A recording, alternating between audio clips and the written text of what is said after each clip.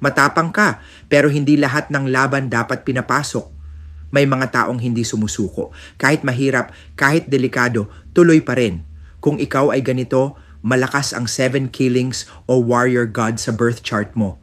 Ang warrior god ay tanda ng tapang, survival at leadership sa crisis. Ikaw ang umaabante kapag ang iba umatras. Ikaw ang kumikilos kahit may panganib. Kapag balance ang warrior god, natural kang leader, mabilis magdesisyon, kayang humawak ng pressure. Pero kapag sobra ang warrior god, padalos-dalos na kilos, galit o tapang na nauuna sa isip aksidente, injury, legal trouble o bigla ang conflict. Minsan, hindi dahil malas, kundi dahil masyado kang handang sumaba kahit hindi pa oras.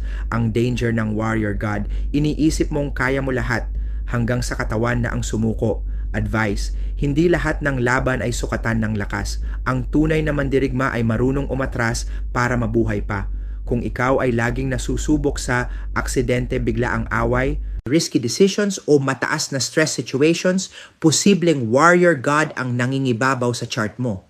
Para malaman kung paano kontrolin at i-balance ang 7 killings, God nang hindi nawawala ang iyong lakas, kumonsulta kay Master Hans Kua. Tandaan, ang tapang na walang kontrol, nagiging panganib.